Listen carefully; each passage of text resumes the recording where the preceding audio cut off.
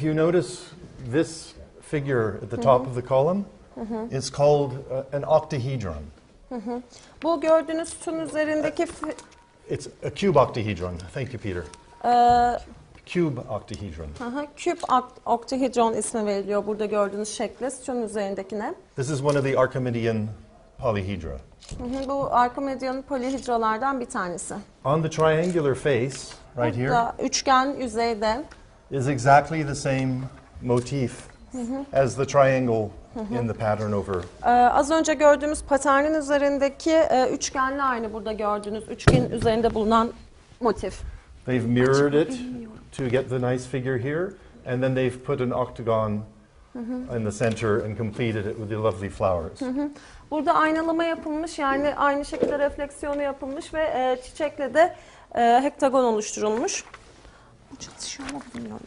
Here you are. Okay, thank you. Yeah, thank you. Now, the upper panel, yes? Yukarıdaki panele bakacak olursak da So there are 13 Archimedean solids, and one of them is said to be known to Plato, and in that one. So that's because it's the simplest, one of the simplest. Say that again? so could you speak Yeah. louder? There are 13 Archimedean solids. 13 tane Archimedean solidleri var. One of them is believed to have been known to Plato. So I it's see. much earlier, and it's Yeah. believed to be that one. It's believed. So this is really early then. Then I want now to point out this simple pattern here.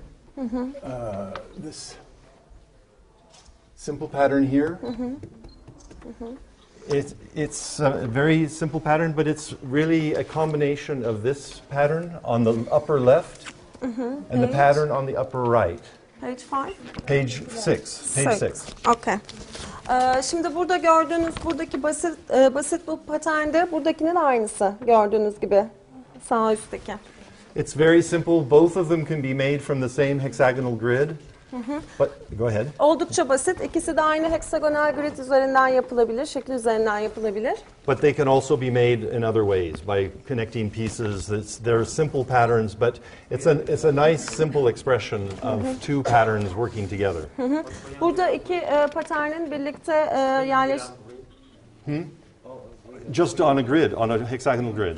I mean, triangular grid rather. Yes, exactly. It's so Burada simple. iki tane farklı motifin birlikte ifadesini görüyorsunuz. Bu şekilde basit şekilde de yapılabilir buradaki gibi ama diğer küçük başka motiflerle de parçalarla da birleştirilmesi söz konusu olabilir. Now, please turn to page 7 Şimdi 7. sayfaya geçelim lütfen. for a more complex pattern. Daha karmaşık bir paterne bakacağız. This border right here. Burada gördüğünüz border. This border is made with is easily made with an underlying grid that is shown on the left side here. Burada sol tarafta gördüğünüz altı çizili grid şeklinde burası yapılabilir.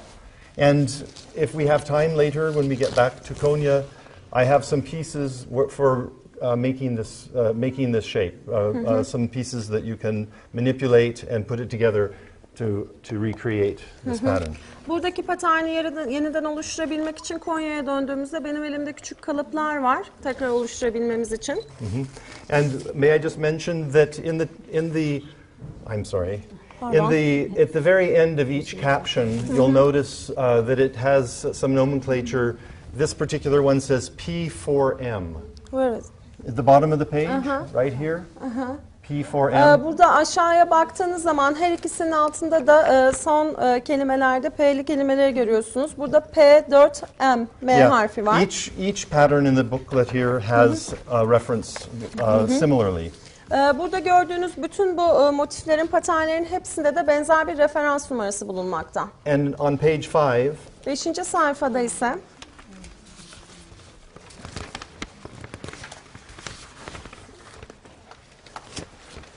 page 5 is a flow chart that takes you from the left to the right, and it will help you to identify which of the 17 plane symmetry groups any pattern happens to be.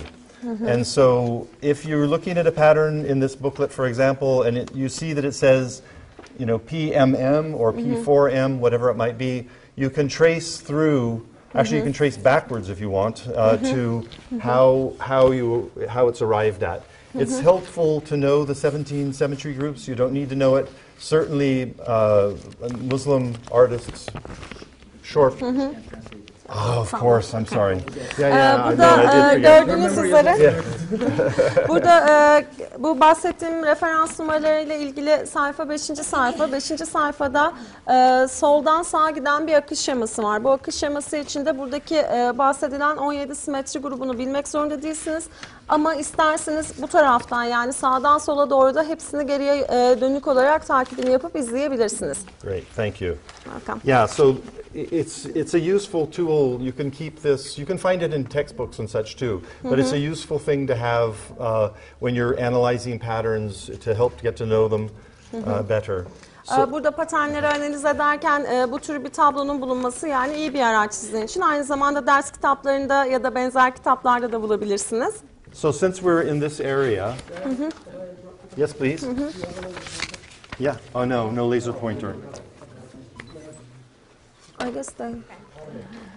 Burada baktığınız zaman sizin Ceyhun vermiş olduğu elinizdeki şekillerden farklı pentagonlar yani beşgenler olduğunu görüyorsunuz. Burada 3 tanesi birbiriyle aynı paterni izlerken arada şeklinin farklı olanlar var. And you see it's similar to where? Afganistan. Afganistan'da görmüş olduğum motiflere benziyor. From the Ghurid period, which is 8th, 9th century. 9th, 10th century. 9. 10. yüzyılda yapılmış olan eserlerde görmüş olduğumuz paterne benziyor. One of the examples is at the Masjid-i Jami in Herat. Mescid-i Cami ve Herat. And the other is at the Shah Mashhad ruin in the middle of the desert, far from any city. It's like a caravansaray or something, Diğeri de bir private palace or something. Kervansarayda ya da özel bir sarayda gördüğümüz motiflerden bir tanesi.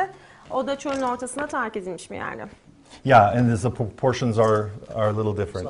Ve oradaki oranlar da biraz daha farklı.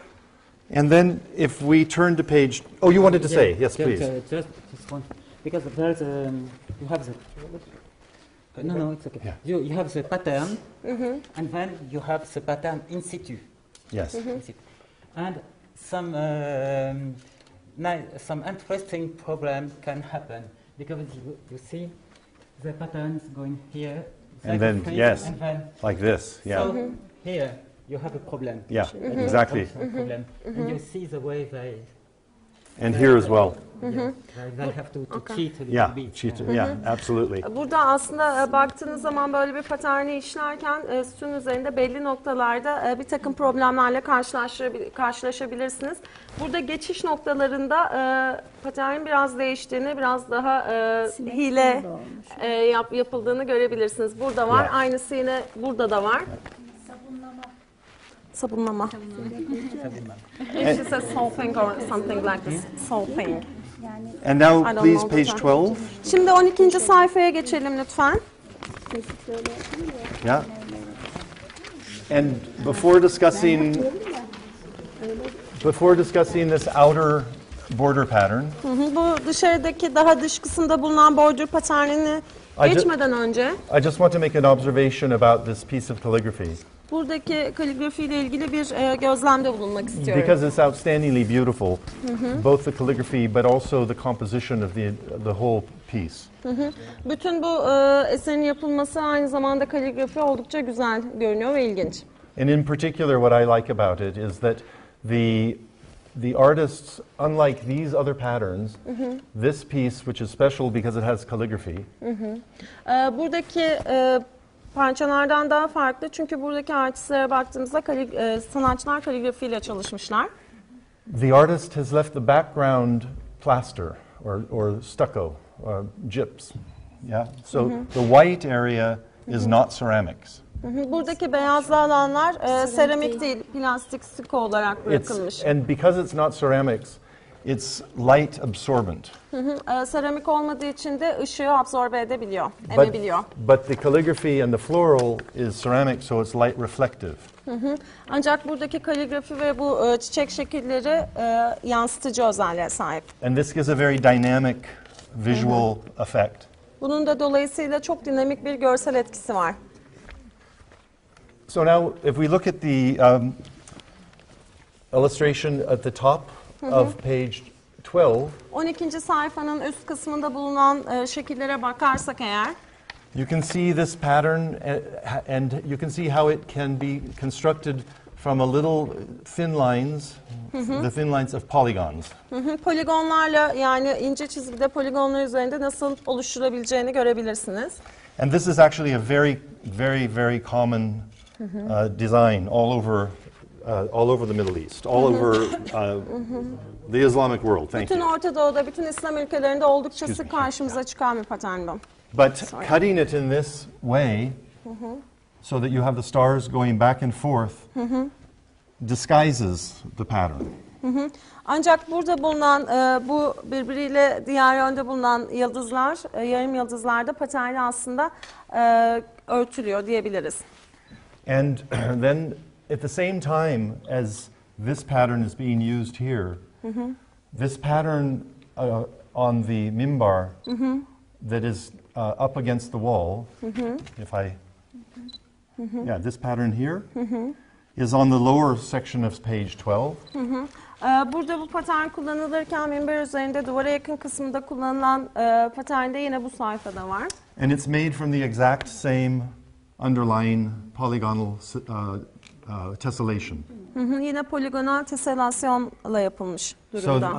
Aynı şekilde. So these two patterns, this pattern right here and this wooden pattern right here are like brother and sister. Yani buradaki patern ve oradaki paternin birbiriyle kardeş olduğunu söyleyebiliriz. I found many examples of the use of two different patterns made from the same system, an underlying system, in mosques and in Islamic architecture, especially in Central Asia and Iran and in Turkey. Orta Asya'da, İran ve Türkiye'de genellikle bu şekilde İslami eserlerde ve camilerde birbirlerine benzer aynı yapıyı kullanan paternler kullanıldığını gördüm. Thank you. And then, yes, please. Here we go.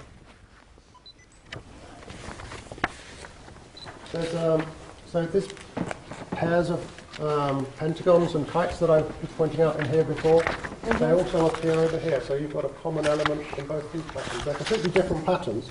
This one is made up of 10-fold day shapes, and this one is based on 4-fold shapes. But this common element of the pentagons, even the same size. They sort of go zigzag down here and the same in here. So even these two patterns from completely different backgrounds have sort of family connections. Burada baktığınız paternle orada kullanılan, şurada işaret ettiği paternlerde tamamen farklı yapılar, farklı motifler olmasına karşın aynı artalığına sahip. Dolayısıyla birbirleriyle aralarında bir aile bağı olduğunu söyleyebiliriz. Another comment? Yes, please. About this pattern. Another way to see this pattern, if you want to simplify, you can say this is decagon. Can you see it? Yeah. Giving hand with another one. Touching. Touching here. Yeah. And after it's the decoration. Yeah. Burada baktığınız zaman daha kolayca anlamak isterseniz bu paterni, burada bir ongen var ve birbirleriyle kesişen bir noktadan yukarı doğru gidiyor. Yine yukarı doğru giden. And it's good to emphasize that there are different ways of making these patterns, not just one approach. And so it's good to have a flexible mind. And before moving to this magnificent example in the mihrab, burada baktığımız zaman bu motifleri, bu paternleri yaparken esnek bir düşünme şekline, zihniyete sahip olmak önemli. Çünkü bunları yapmak için farklı yaklaşımlarda benimseyebilirsiniz. Şimdi mihraba geçmeden önce, bu güzel mihraba geçmeden önce. Just two further observations on some of these small patterns. Burada kullanılan küçük paternlerle ilgili 2 tane daha gözlemden bahsetmek istiyorum. This pattern again, if you follow it, it entirely comes down to the floor. It comes into the niche. It's a continuous pattern. It is completely embracing the entire mihrab. Bütün mihrabı kapladığını görüyoruz. Yani buradan başlayan patern şuradan devam ederek aşağıdan neşin içinden geliyor ve bir bütün halinde. That's rather unusual and very beautiful. Bu oldukça olağan dışı ve çok da güzel. And then I also just want to mention this simple pattern we were speaking earlier, and this lovely device is very simple to make. If I can just sort of point out, there's really only one element, and that is, follow my finger here. It's here to here. It's this double curve, one curve, two curves. Burada baktığımızda bu parça da aslında oldukça güzel ama yapması da bir o kadar kolay. Çünkü iki tane eğri üzerinden hareket ediyor. Parmağımı takip ederseniz eğer. If you take that first curve and then rotate it from here 180 degrees, it makes this double curve. Yani burada ilk baştaki bu eğriyi alırsanız ve 180 derece yönü değiştirirseniz, rotasyona uğratırsanız bu aşağıdaki kısmı veriyor size. And then if you mirror it on this axis, Bu eksen üzerinde aynalarsanız and then copy it ve kopyalarsanız and color it, ve renklendirirseniz then it's finished. işiniz bitmiş oluyor, tamamlanmış oluyor. And please turn to page 14. Şimdi 14. sayfaya geçelim lütfen. So this example is 24 pointed stars. These are 24 points, and they are located on a triangular grid. Buradaki örnekte de 24 noktalı yıldızlar görüyorsunuz ve üçgen bir grid üzerine konumlandırılmışlar. And then around each 24 pointed star are 12 7-pointed stars. Bu 24 yıldızlının etrafında da 12'li 11 tane farklı yıldız var. And on this page 14. sayfaya bakarsak you can see an analysis of the construction of this pattern. It's very brief. Buradaki desenlerin açıklaması var çok basit bir şekilde nasıl yapıldığını anlatıyor. Those amongst us who were in Istanbul on Monday will have seen my presentation where I did a very lengthy, thorough analysis of this construction. İstanbul'da da belki aramızda olanlar vardır. Buradaki yapıyla ilgili çok böyle uzunlamasına bir analiz yapmıştık. Buna benzer bir yapıya dair. But the essence of what I presented is contained in these lower three pieces right here. Ama aslında benim bahsettiğim şeyin devamı şu altta gördüğünüz 3 parçayı temel alıyor. I won't go into how this polygonal construction is created because there's no time and no paper or anything to do that with. Çok zaman olmadığı için şuradaki poligonal yapı nasıl oluşturulmuş bunu anlatmayacağım ya da üzerinde çizeceğimiz, edeceğimiz bir kağıt falan yok. Onun detaylarını anlatmayacağım size. But once this polygonal construction is created, you can see in the middle panel that 2 points on every edge of the polygons are being used to create the geometric pattern. Ama bu poligonal yapıyı tabana oturttuktan sonra her birinin etrafında görüyorsunuz oluşturulan o yuvarlaklardan ikisinin birbiriyle bağlantısıyla o geometrik desenler oluşturulmuş. So as an example, if you would concentrate on, in this diagram here, if you would concentrate on the pentagon, mesela şuradaki pentagonlara bakarsanız, like this pentagon right here, aynı burada or let's go a olduğuna little higher. benziyor. Let's go to this pentagon Ya right da here. birazcık daha yukarıdakine bakalım. Okay. If you can find that in the drawing, Şimdi çizimlerde onları bulabilirseniz It's right eğer, it's tam right here. şurada, it's right here. 14. sayfada. And I'm going to just trace with my finger where the polygon is that helps to make this. Şimdi ben poligonlar nerede diye şöyle parmağımla sizlere bir göstermeye çalışacağım. And it's very simple. It's basically Çok da basit şöyle at başlıyor. this intersection here between this line's corner and this line's corner. Şu çizginin There's- köşesi ve şu there's çizginin a line of- köşesinde bir kesişim var. Şurada başka bir çizgi var. So here's the heptagon. İşte 1, heptagon var burada. 2, 3, 4, 5, 6, 7. Çizgi gördüğünüz gibi 7 tane oldu. And so it goes. Every area has its own polygon that's creating it, and the pattern is made actually in this rather simple way. So this is actually a really quite a complex pattern in Seljuk architectural ornament, and even in all of Islamic architectural ornament. It's a rather complex one. Hem But- Selçuklu mimarisinde hem de genel İslam mimarisindeki en karmaşık yapılardan bir tanesi bu desenlerden.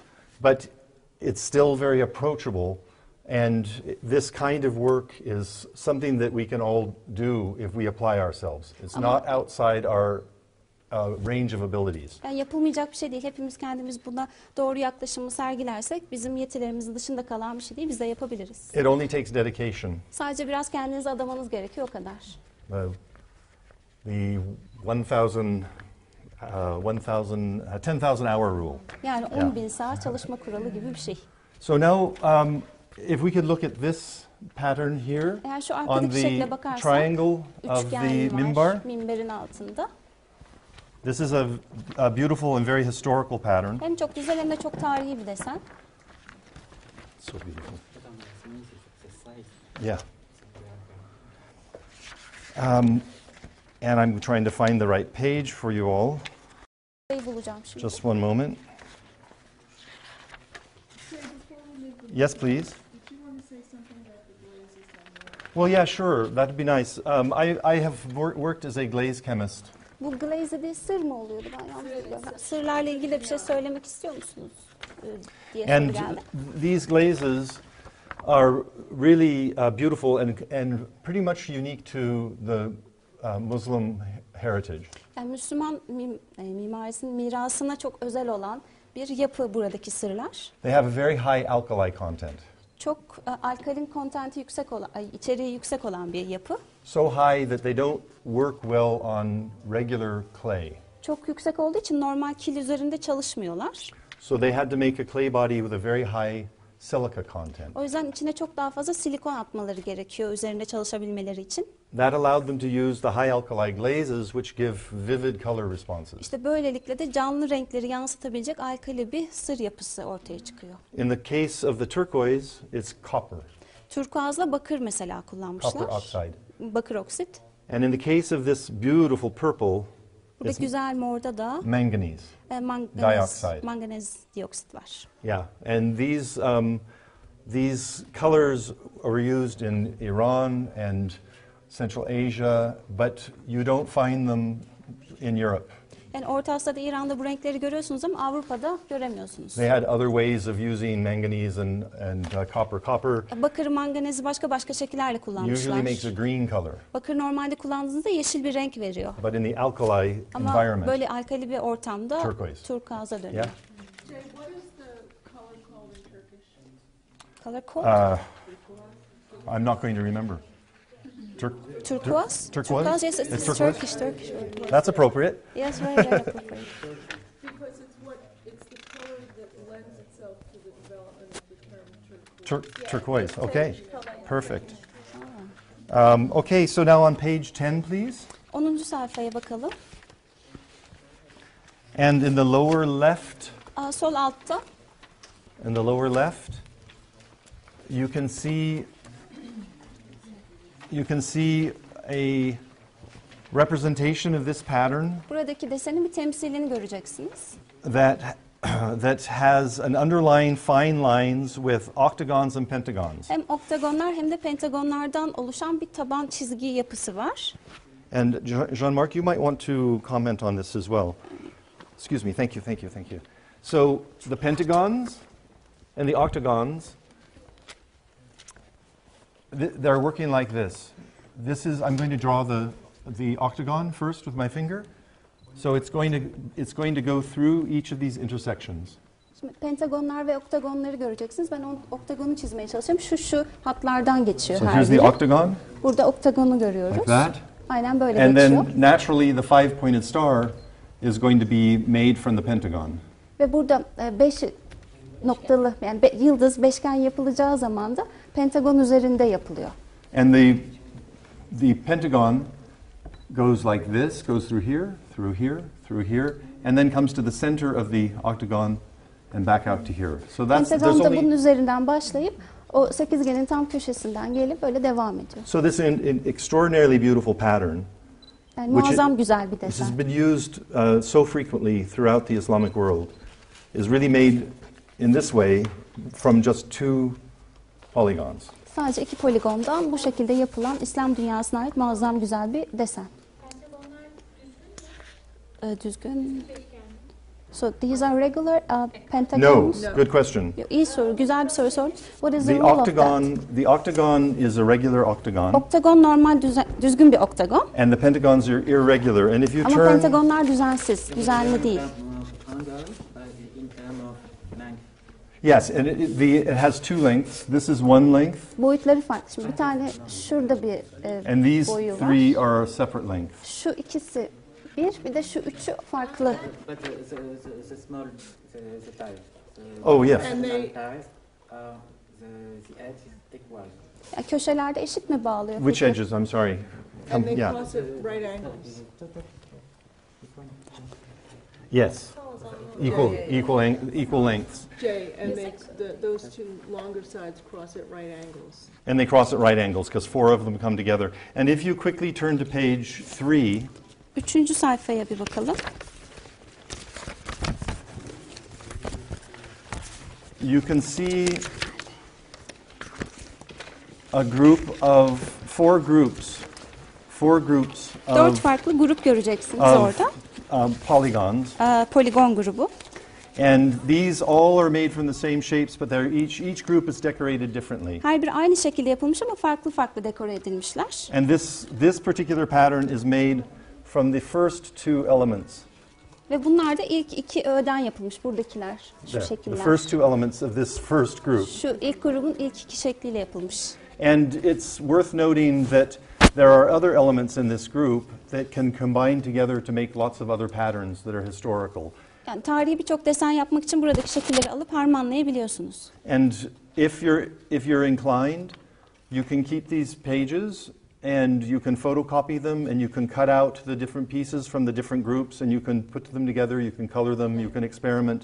Each of these groups was used historically to make patterns very widely through the Islamic world. Yani hatta siz istiyorsanız mesela bu şekilleri böyle kesersiniz, hepsini birbirine karıştırır, şekilleri onlara göre renklendirirsiniz. Öyle bir desen yapmanız da mümkün. Zaten İslam dünyasında çok yaygın şekilde kullanılan şekiller bunlar. Yeah, thanks. And the same is true with the other pages with other groups. Diğer gruplarla da aynı şekilde There's not geçerli time to go hepsi. into that right Hepsine now. detaylı olarak bakamayacağız, But zaman yok.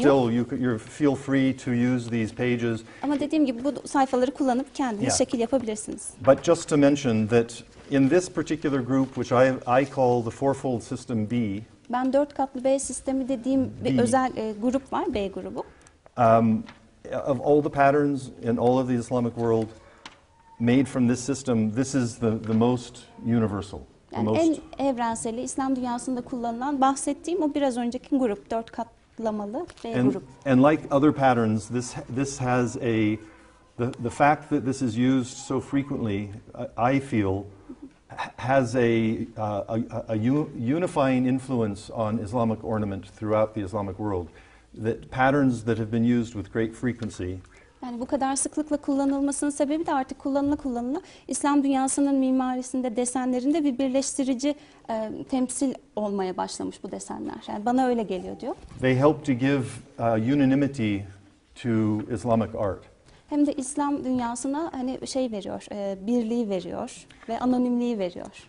And experientially, one can imagine if someone were to be traveling from one part of the Islamic world to another part of the Islamic world, that and if you were to see this pattern here visiting this mosque, and you had just come from Baghdad, and you'd seen the pattern there, it would help to give a sense of unification. Yet at the same time, you would see something like this that has never been done anywhere else except one place in Turkey. This also occurs.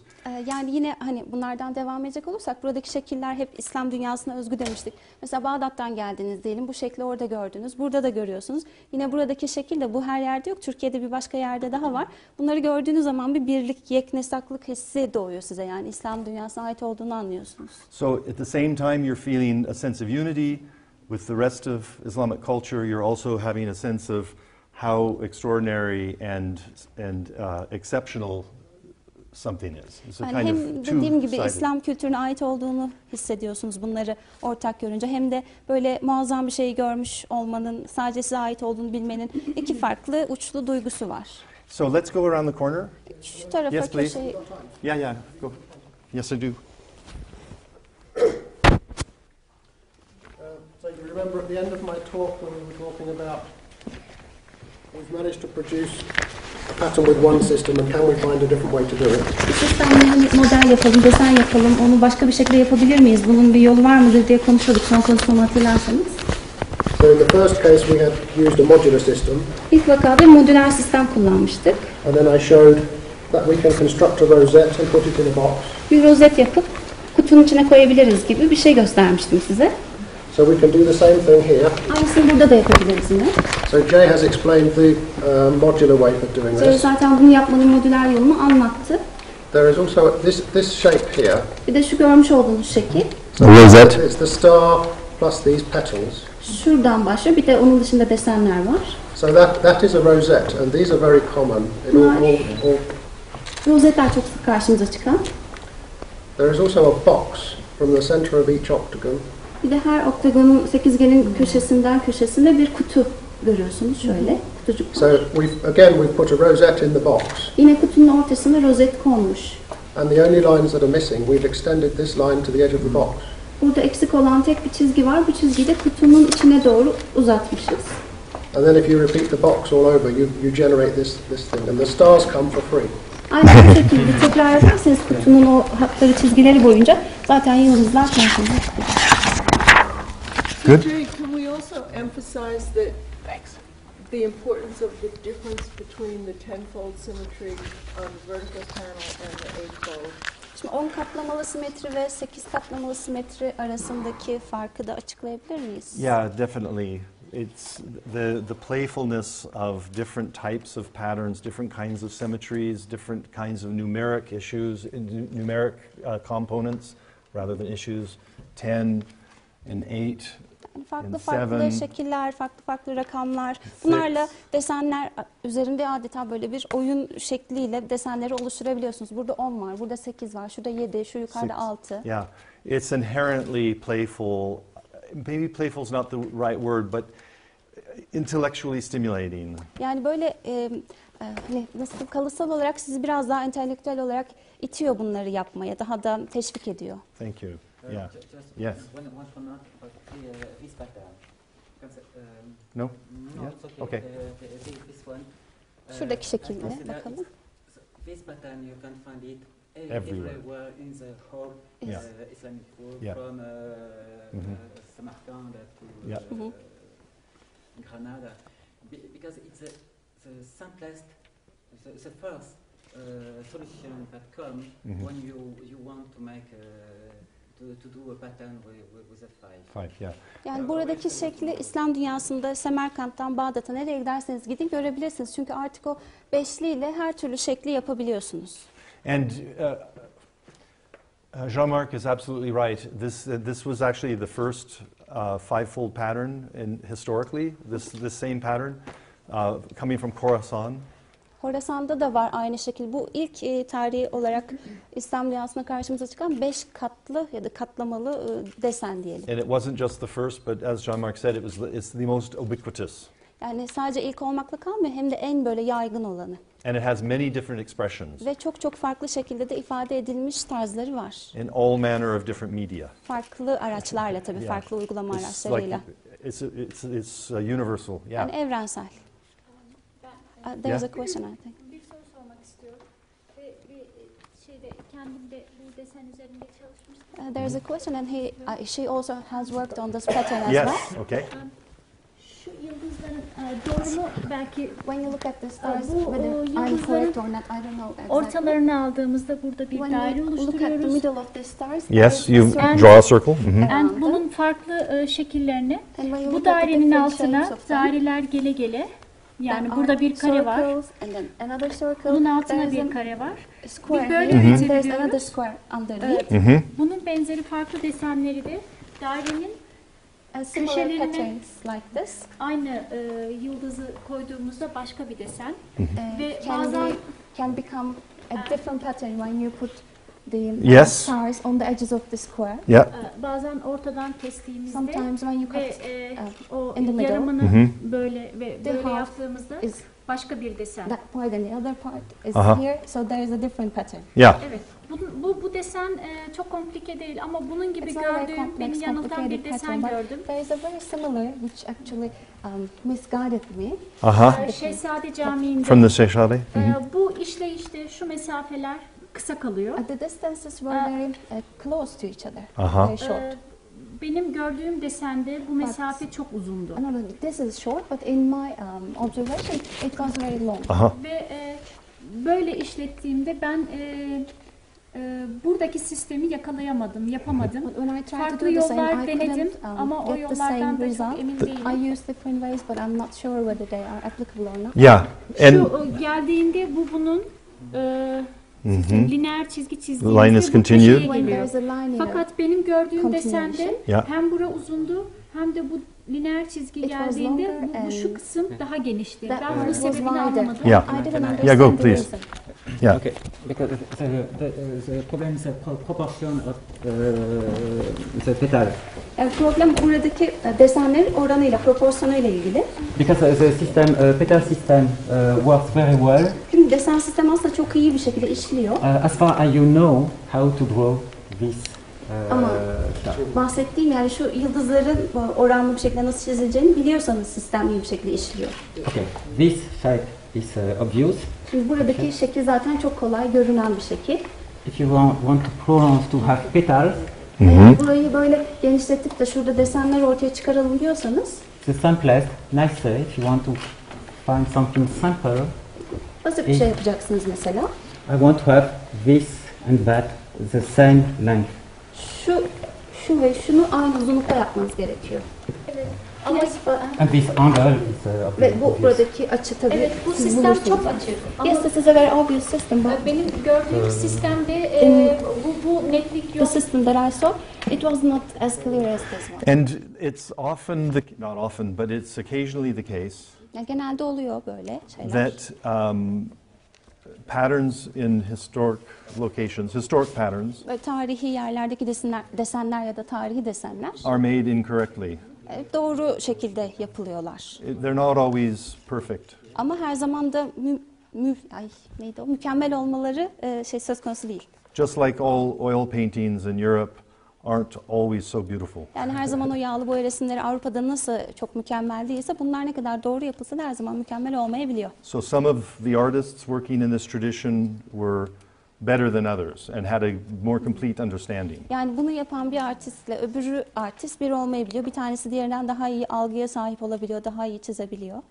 It's interesting to me because this question of proportion of the elements, İlginç bir soru oldu çünkü buradaki öğelerin proporsiyonu it can be solved yani bu sorunsa çözülebilir. very successfully with the method that Jean-Marc uses, Jean'ın kullandığı metotla çok rahatlıkla çözülebilir. and equally with the polygonal method that I use. Yine benim kullandığım poligonal metotla da iyi bir şekilde çözülür. So it's not really possible to know always which method the artist used. Yani illa artistin, sanatçının kullandığı metodu bilip de onu kullanmanıza gerek yok.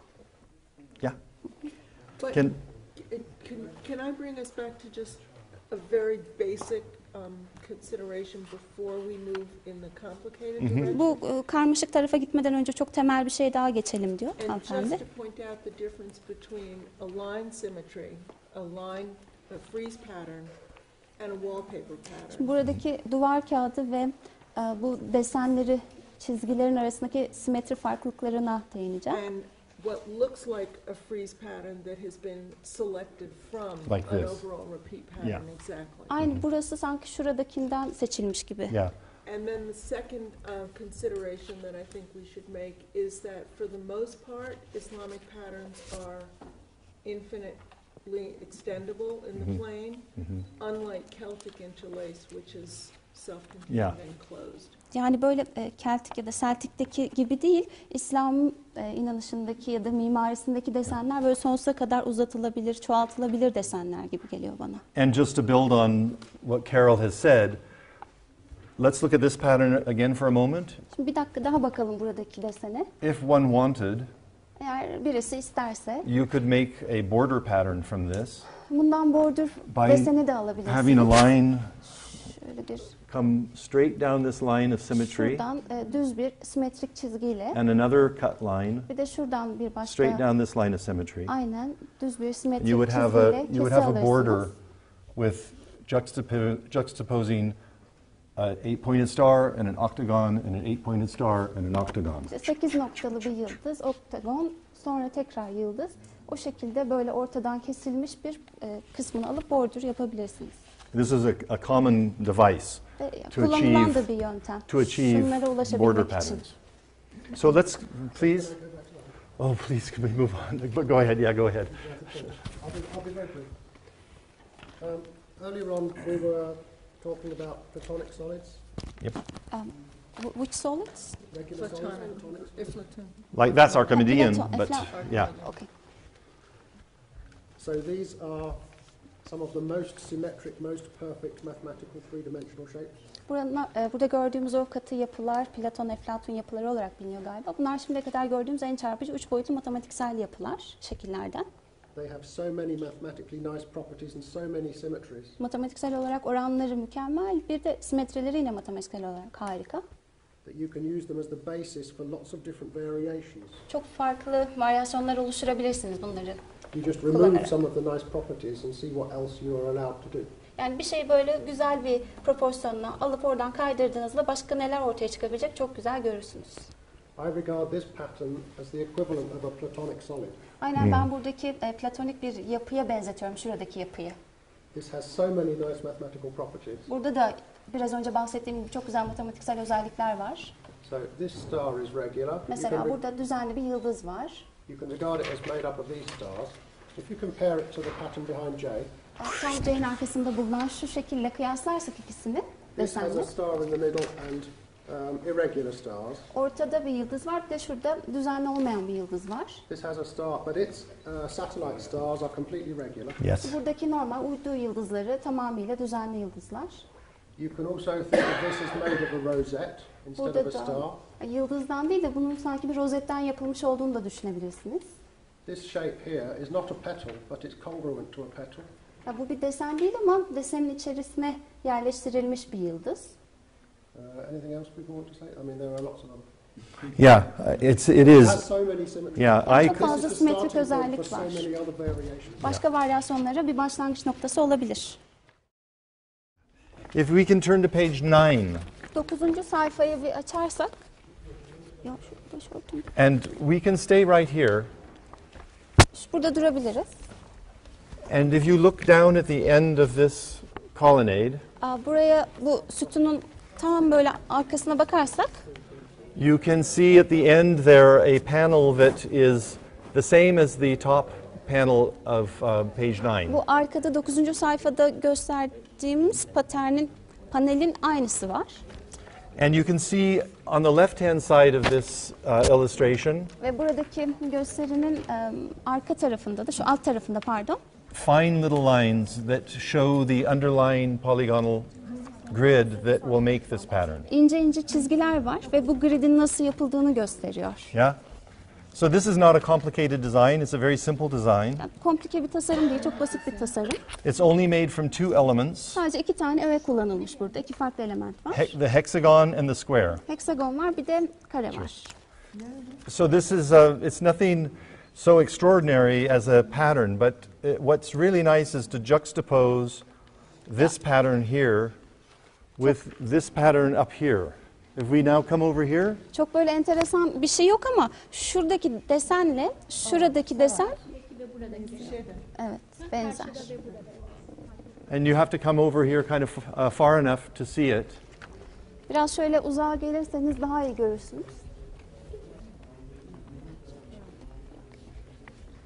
So if you look at the sheet 9, and if you look at the center panel 9. sayfaya ve ortadaki panele bakacak olursanız that has the two empty 8-pointed stars, 2 tane içinde 8 noktalı 8 uçlu yıldız olduğunu görürsünüz boş şekilde. the way I've made these 8-pointed stars that are empty is to remove 4 of the hexagons and 4 of the four of the squares from the panel above.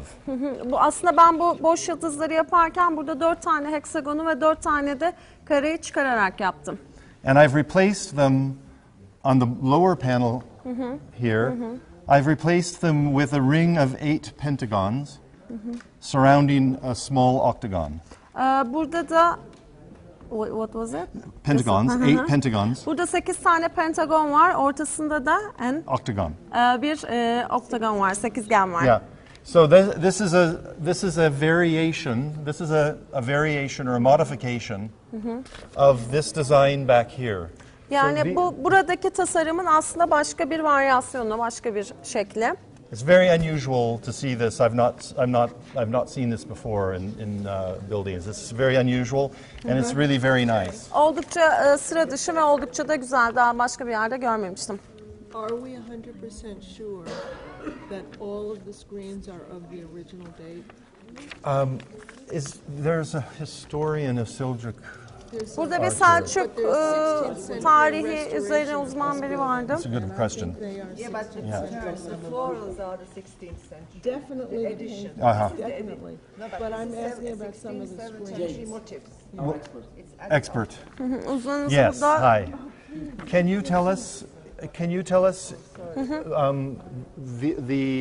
if these are original Seljuk or if Bunlar they're later orijinal Ottoman? Selçuk zamanına mı ait yoksa son Osmanlı mı? Daha sonra Osmanlı zamanında mı yapılmış durumda? Cami mi soruyor? Hayır, desenler için soruyor. Süslemeler Selçuklu dönemine mi ait yoksa Osmanlı dönemine mi Bu ait? cami Selçuk mimarisinin devamı. Okay, this mosque is a continuation of Selçuk's architecture. But he says that it is kind of, similar to Ottoman. Şuradaki mahfil Osmanlı 16. yüzyıl. This part belongs to 16th century Ottoman. This, yes. Yeah, this is additional. Sadece bu kısım Osmanlı dönemi. Only this. Burası cami. Only this. Yeah, it was built in But 1571. this is Seljuk. Ama burası Selçuk değil mi? Eşrefoğlu Beyliği dönemi. Beylikler dönemi. Yeah, it belongs. I'd like to add Bu cami something. zaten Eşrefoğlu Beyliği dönemi. This Anadolu mosque, Selçuklu'dan belongs hemen sonra to, 1299 tarihli. Bin kaç? 1299. 1999. I mean after death of ve, Selçuks. Mahfil Edirne-Kâri And this metoduyla mahfil yapılmış. is made with Edirne-Kâri method. Yeah, Kundikari. O döneme ait değil. It doesn't belong to O dönemde that Edirne-Kâri area. yok. And because back then there was no Edirne-Kâri. However, İşte onu söylüyorum. Onu söylüyorum. Yani o dönemde Edirne-Kâri yok, sonradan. Kündekâri olarak anlaşıldı yalnız. Hayır. Edirne-Kâri dedi. Edirne-Kâri. Tekrarlar I mean Edirne-Kâri, Yeah, Edirne-Kâri. Edirne. Neye benziyor? Okay. Selimiye, I'll wind up. Selimiye Camii'ndeki It mahfilin resembles süslemesi to ve tavanına the bakın. ornaments in Aynısı. the mahvis in Edirne. Edirne Mosque. Selimiye Camii. Selimiye Evet, Mosque. tavanı. Bu desen However, this pattern here, şuradaki nerede?